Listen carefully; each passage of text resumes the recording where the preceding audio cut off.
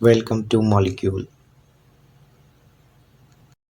Hello everyone, today we will discuss receptor mediated endocytosis of LDL.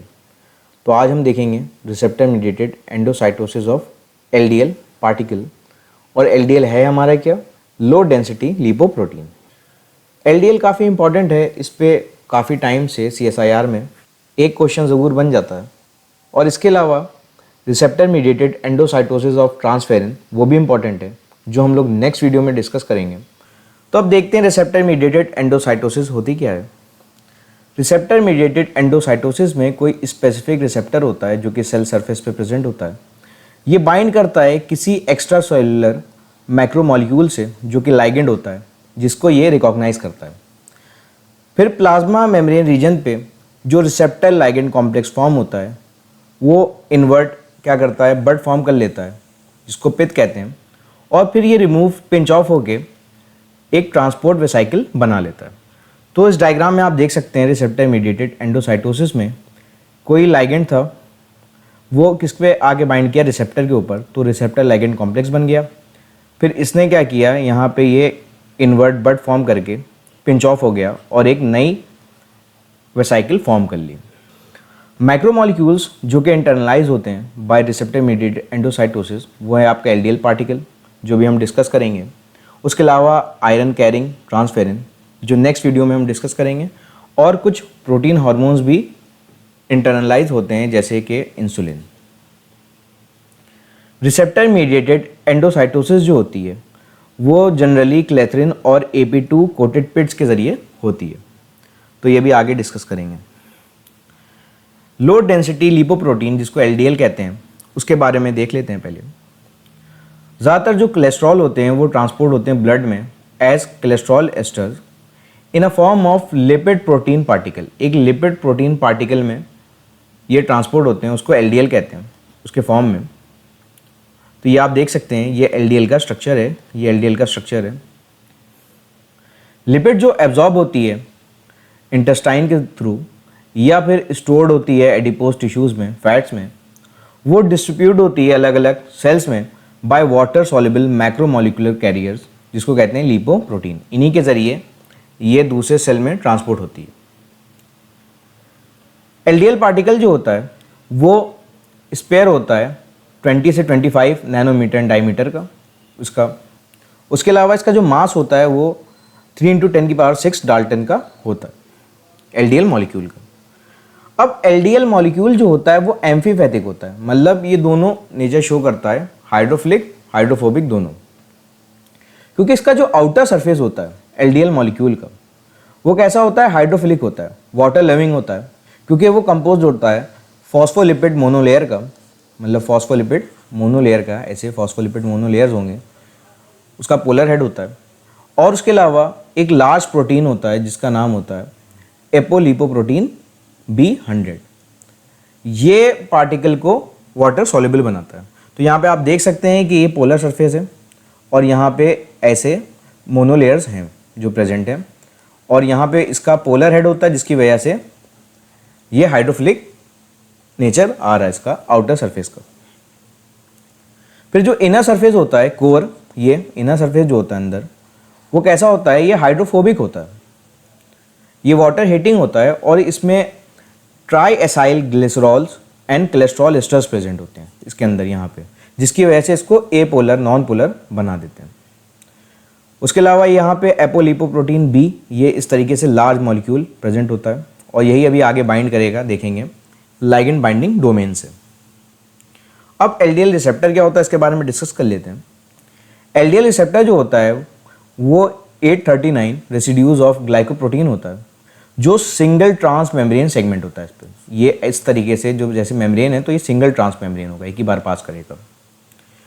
उसके अलावा इसका जो शॉर्ट C टर्मिनल साइटोसॉलिक सेगमेंट होता है, यहाँ पे साइटोसॉलिक यहाँ पे होगा और long N terminal exoplasmic segment होता है, यहाँ पे लॉन्ग होगा ये, यहाँ पे N टर्मिनल, जिसके ऊपर होता है LDL binding domain, ligand binding domain.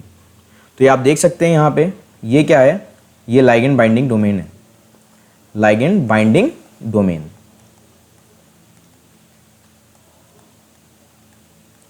ये लाइगेंड बाइंडिंग डोमेन है।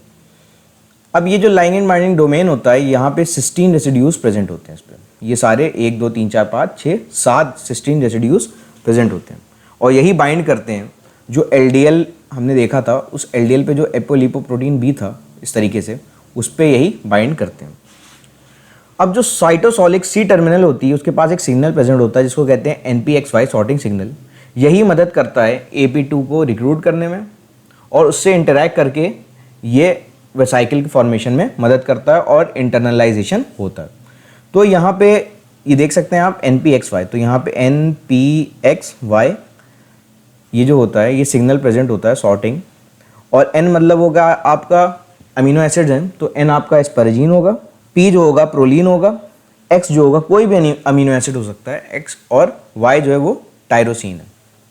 ठीक है, 7 सिस्टीन रिच रिपीट्स होते हैं जो फॉर्म करते हैं एलडीएल बाइंडिंग डोमेन। जो लाइगेंड बाइंडिंग डोमेन है आपका ये, तो यहाँ पे 1 से लेके 7 तक होते हैं और यही बाइंड करेगा इससे यहाँ पर, जो कि इंटरैक्ट करता है एपोलिपोप्रोटीन B100 से। यही बताया मैंने, यहाँ पे एपोलिपोप्रोटीन B100 है और इसी से ये बाइंड करेगा लाइगेंड बाइंडिंग डोमेन। जब सेल को चाहिए होता है कोलेस्ट्रॉल मेम्ब्रेन सिंथेसिस के लिए, तो ये एक ट्रांस मेम्ब्रेन रिसेप्टर फॉर्म करता है जिसको हम एलडीएल रिसेप्टर कहते हैं, और वो एलडीएल को ट्रैप करता है। और ये इसकी सिंथेसिस कहाँ होती है रिसेप्टर की? वो होती है एंडोप्लाज्मिक रेटिकुलम में, जो कि ट्रांसपोर्ट बाद में किया जाता है प्लाज्मा मेम्ब्रेन पे। और जब प्लाज्मा मेम्ब्रेन पे ये आ जाता है ऐसे करके, तो यहाँ पे एलडीएल आके इस पर बाइंड करने लगता है। प्लाज्मा मेम्ब्रेन में क्या होता है, एलडीएल रिसेप्टर बाइंड करता है एलडीएल से और फैसिलिटेट करता है internalization of LDL particles by receptor mediated endocytosis. अब इस पे रिसेप्टर पे आगे बाइंड करेगा एलडीएल और उसका इंटरनलाइजेशन होगा और एलडीएल मॉलिक्यूल जो होगा वो अंदर आ जाएगा सेल के अंदर। तो आप यहाँ पे देख सकते हैं, यहाँ पे एपोलिपोप्रोटीन बी है, ये रीजन एपोलिपोप्रोटीन बी का रीजन है, जो कि बाइंड करे किससे, लाइगेंड बाइंडिंग आर्म से, जिसमें 1 से लेके 7 तक 16 रेसिड्यूज हैं। और यहाँ पे ये देख सकते हैं आप कि मतलब NPXY यहाँ पे सिग्नल होगा अंदर वाल, जो कि इंटरनलाइजेशन में मदद करेगा। और इंटरनलाइजेशन के बाद क्या होता है, ये एलडीएल पार्टिकल लाइसोसोम में जाता है जहाँ पे इसका हाइड्रोलिसिस होती है और ये ब्रेक डाउन करके कोलेस्ट्रॉल दे देता है। अब इसकी मैकेनिज्म देख लेते हैं कैसे होती है। सबसे पहले लाइगेंड जो होता है एलडीएल होता है, हमें पता है। अडेप्टर प्रोटीन कौन होता है, AP2, वही रिक्रूट करता है कोड प्रोटीन जो यहाँ पे होता है क्लेथरिन। और सॉर्टिंग सिग्नल कौन होता है यहाँ पे, NPXY। अभी मैंने अमीनो एसिड सीक्वेंस पीछे बताया इसका। तो होता क्या है, यहाँ पे आप देख सकते हैं, यहाँ पे एलडीएल रिसेप्टर था, वो एलडीएल रिसेप्टर ने क्या किया, एलडीएल पार्टिकल से बाइंड किया। और जब एलडीएल पार्टिकल से इसने बाइंड किया यहाँ पे, तो इसका इंटरनलाइजेशन होना शुरू हो गया और एक बड तरीके की फॉर्म की इसने, बड जिसको पिट कहते हैं। और ये जो कोटेड पिट थी, ये धीरे धीरे क्या किया इसने, यहाँ पे वेसाइकिल फॉर्म कर ली। एक चीज़ और है यहाँ पे कि अब ये जो वेसाइकिल फॉर्म हुई यहाँ पे, तो इस वेसाइकिल को यहाँ पे पिंच ऑफ करता है एक, जिसका नाम है डायनामिन। यहाँ पे डायनामिन जो होगा इसको पिंच ऑफ कर देगा इन GTP मैनर। अपने हाइड्रोलिसिस बाय GTP से ये क्या करेगा, इसको पिंच ऑफ कर देगा और ये रिमूव हो जाएगा। और जब ये रिमूव हुआ तो यहाँ पे आप देख सकते हैं कि अंदर वाल ये कोटेड वेसाइकिल आ गई, जिसके अंदर क्या है, लाइगेंड रिसेप्टर कॉम्प्लेक्स है। तो ये जो कोटेड वेसाइकिल थी, अब यहाँ से क्या होगा, इसका कोड रिमूव हो जाएगा जो कि है क्लेथरिन। यहाँ से क्लेथरिन रिमूव होगा और अब जो ये वेसाइकिल थी इसको हम क्या कह देंगे, अर्ली एंडोसोम। अब ये अर्ली एंडोसोम क्या करेगी, लेट एंडोसोम से जाके फ्यूज कर जाएगी। अब यहाँ पे जो pH होता है वो pH 5 होता है। pH 5 की वजह से क्या होता है, यहाँ पे एलडीएल पार्टिकल जो होता है वो डिसोशिएट कर जाता है अपने रिसेप्टर से लेट एंडोसोम में। और अब ये जो एलडीएल पार्टिकल है ये जाके लाइसोसोम में चला जाएगा, जहाँ पे इसका ब्रेकडाउन होके अमीनो एसिड, कोलेस्ट्रॉल और फैटी एसिड्स मिल जाएंगे। अब रिसेप्टर का क्या होगा, ये जो रिसेप्टर ने एलडीएल पार्टिकल रिलीज़ किया है इसकी रिसाइकलिंग होगी, और ये दोबारा कहाँ पे जाएगा, यहाँ पे देख सकते हैं आप, यहाँ पे न्यूट्रल pH पे जो कि सेल सरफेस पे होता है, तो यहाँ पे क्या होगा, यहाँ पे ये फ्री हो जाएगा कि एक और मॉलिक्यूल ऑफ एलडीएल से बाइंड कर सके और सेम साइकिल चले।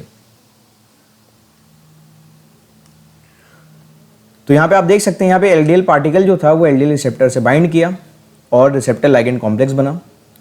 जब रिसेप्टर लाइगेंड कॉम्प्लेक्स बना तो इसके सी टर्मिनल पे, साइटोसॉलिड टर्मिनल पे AP2 से इंटरैक्ट करके क्लेथरीन इसने रिक्रूट किया और जब यहाँ पे इसने क्या बनाया, एक वेसाइकिल बनाई। अब वेसाइकिल को किसने, डायनामिन ने इन अ GTP यूजिंग मैनर इसको क्या किया, पिंच ऑफ कर दिया, रिमूव कर दिया, जिसकी वजह से यहाँ पे कोटेड वेसाइकिल आ गई।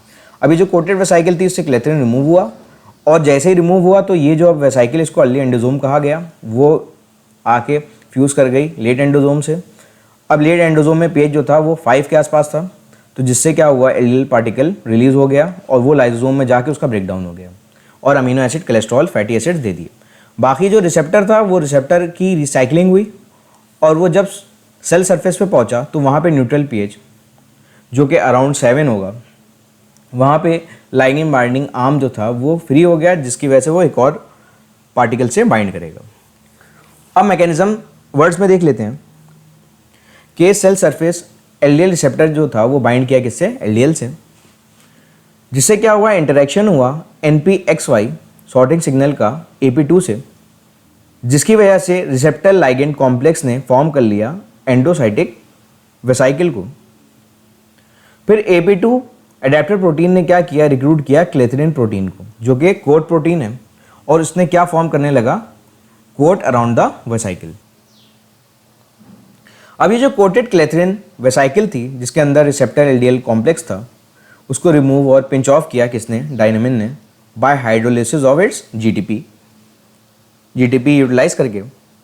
और ये जो क्लेथरीन रिमूव हुई और अनकोड वेसाइकिल बनी, इसको हम क्या कहते हैं, अर्ली एंडोसोम। अभी जो अर्ली एंडोसोम है वो किससे फ्यूज करेगी, लेट एंडोसोम से, और लेट एंडोसोम में क्या होगा, एसिडिक पीएच होगा, जो कॉन्फर्मेशनल चेंज करेगा किसके अंदर, रिसेप्टर के अंदर, जिसकी वजह से डिसोसिएशन हो जाएगा एलडीएल पार्टिकल का इनटू लेट एंडोसोम। अब ये जो लेट एंडोसोम है फ्यूज करेगा किसके साथ, लाइसोसोम के साथ, जिसकी वजह से जो एंजाइम होंगे लाइसोसोम के वो ब्रेक डाउन कर देंगे एलडीएल पार्टिकल का, क्योंकि अब एलडीएल पार्टिकल लाइसोसोम में गया, वहाँ पे इसके एंजाइम ने क्या किया, एलडीएल को ब्रेक कर दिया उसके कॉन्स्टिट्यूएंट्स में, जैसे cholesterol, protein, fatty acids, amino acids, ये सब रिलीज हो गए। जब रिलीज हो गया आपका एलडीएल पार्टिकल, तो एलडीएल रिसेप्टर का क्या होगा, वो रिसाइकिल बैक हो जाएगा टू सेल सरफेस, ये दोबारा रिसाइकलिंग हो जाएगी सेल सरफेस पे इसकी, और वहाँ पे जो सेल सरफेस है वहाँ पे न्यूट्रल पीएच की वजह से एक्सटीरियर मीडियम जो है वहाँ पे क्या होगा, कॉन्फर्मेशनल चेंज होगा रिसेप्टर के अंदर, और ये फिर बाइंड कर पाएगा किसी दूसरे मॉलिक्यूल से एलडीएल के, और एक और साइकिल चलेगी एंडोसाइटोसिस की। तो ये थी इसकी पूरी मैकेनिज्म। अब कौन से मैकेनिज्म से ये जो एलडीएल रिसेप्टर है वो रिलीज करता है एलडीएल पार्टिकल को, इसके बारे में देखते हैं। तो एंडोसोमल पीएच जो होता है वो 5 से 5.5 आपका एसिडिक होता है। तो हिस्टिडीन रेसिड्यूज होते हैं, एक रीजन होता है इसके अंदर जिसको कहते हैं बीटा प्रोपेलर डोमेन रिसेप्टर के, वो प्रोटोनेटेड हो जाता है। उसका हिस्टिडीन जो होगा, हिस्टिडीन अमीनो एसिड जो होगा वो प्रोटोनेटेड हो जाएगा। तो यहाँ पे आप देख सकते हैं ये है आपका बीटा प्रोपेलर, ये है बीटा प्रोपेलर। इससे क्या होता है, एक साइट फॉर्म हो जाती है जो कि हाई एफिनिटी रखती है किसके लिए, negatively charge cysteine rich repeats के लिए। तो यहाँ पे सब सिस्टीन रिच रिपीट्स हैं, यहाँ पे आप देख सकते हैं ये सब सिस्टीन रिच रिपीट्स हैं एलडीएल बाइंडिंग डोमेन में, जो कि फॉर्म करें एलडीएल बाइंडिंग डोमेन। इससे क्या होता है, ये जो इंट्रामोलिकुलर इंटरेक्शन होने लगता है इन दोनों के बीच में, आप देख सकते हैं इंट्रामोलिकुलर इंटरेक्शन होने लगा, यहाँ पे भी देख सकते हैं। ये आपका सिस्टीन वाला रिच जो था बीटा प्रोपेल से ये बाइंड कर गया, तो एक कॉन्फर्मेशनल चेंज हुआ। अभी जो कॉन्फर्मेशनल चेंज हुआ जिसकी वजह से ये साइमल्टेनियसली एपोलिपोप्रोटीन B100 जो इसकी बाइंडिंग साइड है एलडीएल पे, उससे बाइंड नहीं कर पाया, और एक इससे बाइंड कर गया बीटा प्रोपेलर और एलडीएल बाइंडिंग डोमेन से, दोनों आपस में बाइंड कर गए। तो उससे क्या हुआ, यहाँ पर रिलीज हो गया बाउंड एलडीएल। अब डिजीजेस देखते हैं ड्यू टू म्यूटेशन। अगर म्यूटेशन हो जाए एलडीएल रिसेप्टर जीन में, तो उससे एक डिजीज़ होती है जिसका नाम है फैमिलियल हाइपर कोलेस्ट्रोलीमिया डिजीज़, जो कि एक हेरिडिटी डिजीज़ है जिसमें क्या होता है बहुत ज़्यादा एलडीएल लेवल बढ़ जाते हैं, एलडीएल लेवल हाई हो जाता है। तो अब देखते हैं वो इंडिविजुअल्स जिनके अंदर एक नॉर्मल जीन हो, एक डिफेक्टिव कॉपी हो एलडीएल रिसेप्टर जीन की, मतलब हेट्रोजाइगोट। दो जीन्स आती है ना, एक फादर से आती है एक मदर से आती है, तो एक मदर से आएगी एक फादर से आएगी। मानिए इन दोनों में से दो जीन्स आई जिसमें एक डिफेक्टिव थी एक नॉर्मल थी, तो ऐसे इंडिविजुअल्स में क्या होगा, इनमें क्या होगा, एलडीएल जो ब्लड में होगा वो इंक्रीज कर जाएगा अबाउट 2 फोल्ड, मतलब 2 फोल्ड इंक्रीज कर जाएगा। अब जब 2 फोल्ड इंक्रीज करे जाएगा तो ये जो हेट्रोजाइगोट इंडिविजुअल्स हैं इनमें डेवलप होगा कार्डियोवैस्कुलर डिजीजेस जैसे हार्ट अटैक, तो वो 10 साल पहले ही हो जाएगा नॉर्मल पीपल से। अगर नॉर्मल पीपल में मानिए हम माने कि 60 साल पे होने वाला है या 50 साल पे, तो उससे 10 साल पहले 40 साल ही पे इसमें डेवलप हो जाएगा cardiovascular diseases, heart attack and all. Next individual वो हैं जिनके अंदर दोनों डिफेक्टिव एलडीएल रिसेप्टर जीन्स हैं, जिनको हम होमोजाइगोट कहते हैं। उनमें क्या होता है, जो एलडीएल लेवल होते हैं, मतलब अमाउंट ऑफ एलडीएल, वो 4 से लेके 6 फोल्ड इंक्रीज कर जाता है देन नॉर्मल पीपल से 6 फोल्ड इंक्रीज कर जाएगा। फिर इन होमोजाइगोट्स में क्या होता है, इंडिविजुअल जो होता है वो die of heart attack before reaching their late 20s, मतलब 28 से 29 साल के पहले ही ये क्या करेगा, इसमें हार्ट अटैक से डेथ हो जाएगी उस इंडिविजुअल की, क्योंकि बहुत तेज़ी से ये कार्डियोवैस्कुलर डिजीजेज जो होंगी वो डेवलप होने लगेंगी इसके अंदर। तो यहाँ पे आप देख सकते हैं ऐसे इंडिविजुअल में क्या होगा, यहाँ पे जो फैटी प्लेग है यहाँ पे ये डिपॉजिट होने लगा यहाँ पे, और जब ये डिपॉजिट होगा तो यहाँ पे देख सकते हैं आप, ये ब्लॉक करने लगा, इसको इस जगह को ब्लॉक करने लगा, और जिसकी वजह से हार्ट अटैक डेवलप हो जाएगा। अब कुछ इंपॉर्टेंट पॉइंट्स देखते हैं। सबसे पहला कि बीटा प्रोपेलर डोमेन जो थी रिसेप्टर की, यही मदद कर रही थी dissociation of LDL from its receptor, यही रिसेप्टर से एलडीएल को डिसोशिएट करने में मदद कर रहा था। दूसरी बात यह है कि पीएच ऑफ 5 जो कि हमने देखा था लेट एंडोसोम में, वहाँ पे क्या हो रहा था, एलडीएल रिसेप्टर जो था वो डिसोशिएट हो रहा था अपने एलडीएल पार्टिकल से। मगर अगर हम पीएच जो है लेट एंडोसोम का जो 5 था उसको चेंज करके 8 कर दें, जो कि हमारे एक्सटीरियर मीडियम पे होता है, तब क्या होगा, एलडीएल जो होगा वो डिसोशिएट नहीं हो पाएगा रिसेप्टर से। अब जब रिसेप्टर से वो डिसोशिएट नहीं हो पाएगा तो रिसेप्टर रिसाइकिल नहीं हो पाएगा बैक टू प्लाज्मा मेम्ब्रेन। ये इंपॉर्टेंट पॉइंट है। अगला इंपॉर्टेंट पॉइंट ये है कि पीएच 8 पे हमने देखा रिसेप्टर की हाई एफिनिटी होती है एलडीएल के लिए, मगर अगर हम pH of exterior medium change कर दें 5, मतलब एसिडिक कर दें, जहाँ पे ये डिसोशिएट होता है लेट एंडोसोम में, उतना पीएच हम एक्सटीरियर मीडियम का कर दें तो रिसेप्टर बाइंड नहीं कर पाएगा एलडीएल से। जब एलडीएल से बाइंड नहीं कर पाएगा कोई इंटरनलाइजेशन होगी नहीं। तो ये कुछ इंपॉर्टेंट पॉइंट्स थे। तो आज हमने डिस्कस कर लिया receptor mediated endocytosis of LDL. अब नेक्स्ट वीडियो में हम ट्रांसफेरिन के बारे में बात करेंगे। Thank you. Please like, share and subscribe.